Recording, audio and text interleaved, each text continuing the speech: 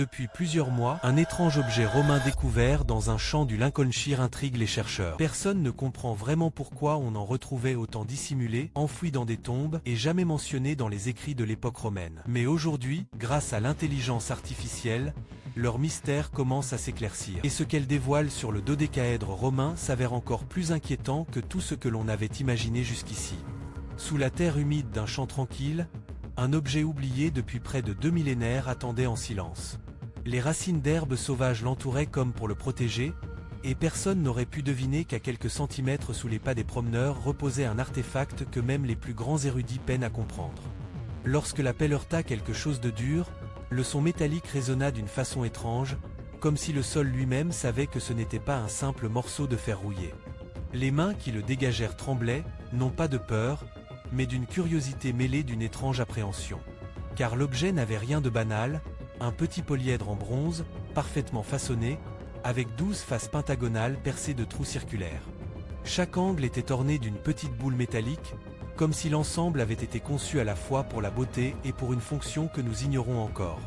Ce n'était pas la première fois que l'on trouvait un tel objet. Depuis le XVIIIe siècle, plus d'une centaine d'exemplaires ont été découverts, éparpillés dans toute l'Europe, du nord de l'Angleterre jusqu'aux plaines de Hongrie. Mais étrangement, aucun texte romain, aucune chronique, aucun inventaire militaire ou civil ne mentionne leur existence. Pas un mot.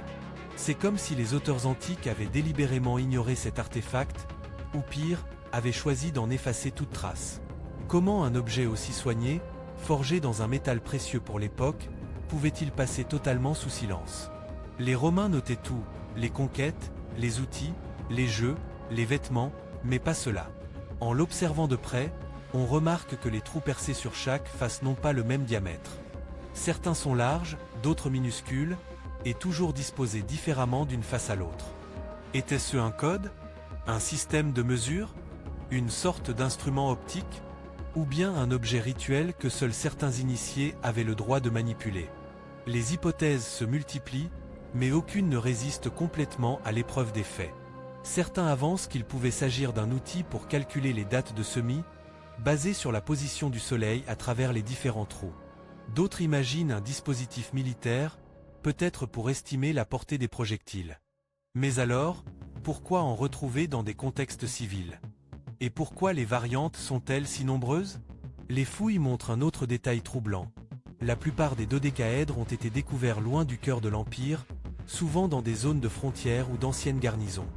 Était-ce un symbole du pouvoir romain dans les terres conquises? Un objet offert aux chefs locaux pour sceller une alliance? Ou bien quelque chose d'encore plus discret, destiné à rester incompris par la population? Un mystère dans le mystère. Aujourd'hui, la technologie moderne permet de scanner ces objets en 3 dimensions avec une précision au micron près. En comparant les modèles numériques, des chercheurs ont remarqué des motifs subtils. Certains trous semblent parfaitement alignés lorsqu'on fait tourner l'objet d'un certain angle. Ce n'est pas un hasard, un tel alignement demande une maîtrise avancée de la géométrie et du travail du métal. Mais aligné, avec quoi? Avec les étoiles? Avec les phases de la Lune? Ou avec quelque chose que nous ne voyons plus aujourd'hui? Et puis, il y a cette coïncidence troublante. Certains dodécaèdres ont été trouvés aux côtés d'objets en verre coloré, comme de petites perles translucides.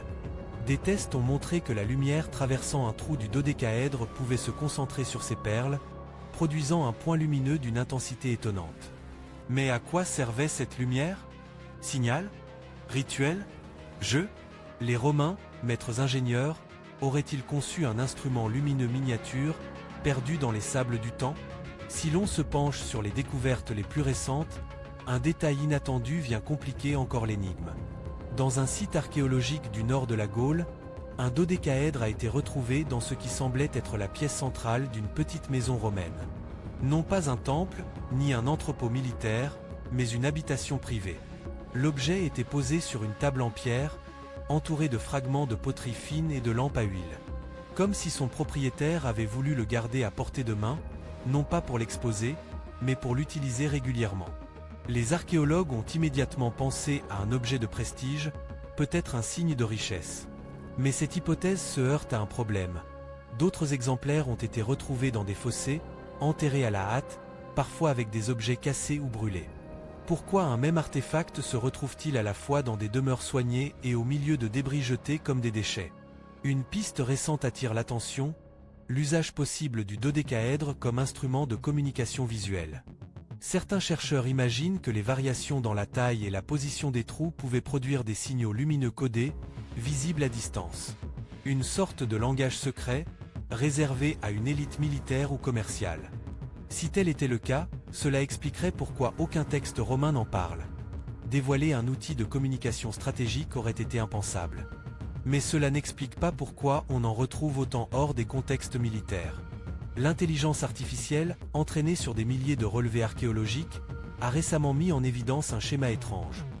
Les lieux de découverte des dodécaèdres forment, sur une carte, une série de lignes droites qui semblent converger vers certains points précis. Or, ces points correspondent souvent à des sites mégalithiques beaucoup plus anciens que l'Empire romain. Était-ce une coïncidence, ou les Romains avaient-ils réutilisé un savoir bien plus vieux qu'eux? Cette idée soulève une question dérangeante.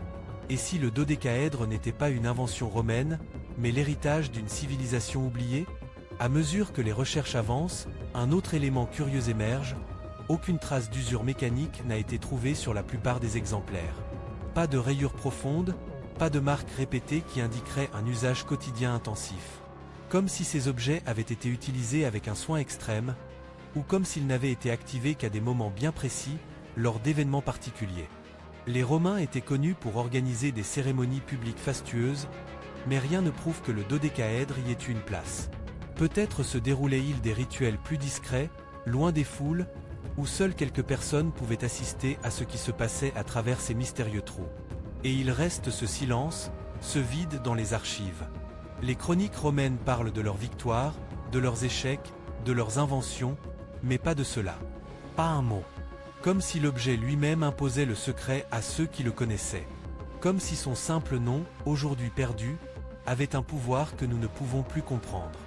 Certains indices, longtemps jugés trop marginaux pour être étudiés sérieusement, refont aujourd'hui surface. Dans un dépôt archéologique oublié, au fond d'une caisse étiquetée « Objets divers », un conservateur a retrouvé les restes d'un dodécaèdre accompagné d'un petit parchemin presque effacé. Le texte, écrit dans un latin approximatif, évoquait « les fenêtres des dieux » et la lumière qui montre la voie. Si ce fragment est authentique, il pourrait indiquer que l'objet servait à observer, orienter ou même calculer des trajectoires célestes. Mais pourquoi employer une expression aussi poétique, presque mystique, pour un simple outil? Cela laisse penser que le dodécaèdre n'était pas seulement fonctionnel. Il pouvait aussi être investi d'une signification sacrée. Dans un autre cas, en Suisse, un exemplaire a été trouvé à proximité immédiate d'un sanctuaire gallo-romain. Les fouilles ont révélé que l'objet était soigneusement enveloppé dans un tissu de lin, déposé dans une petite fosse avec des offrandes de fruits secs et de pièces de bronze. Un geste rituel, peut-être pour consacrer l'objet ou le protéger. Certains historiens y voient la preuve que le dodécaèdre faisait partie d'un culte oublié, possiblement lié au cycle des saisons ou à l'observation des étoiles. Les trous de taille différentes auraient permis de cadrer la lumière du soleil ou de la lune à des moments précis de l'année, marquant des fêtes ou des cérémonies. Mais une autre hypothèse, plus sombre, circule parmi quelques chercheurs indépendants, celle d'un artefact lié au contrôle et à la surveillance. En plaçant l'œil ou un dispositif d'observation contre certains trous, il serait possible de voir à distance, de mesurer un angle ou d'évaluer un mouvement.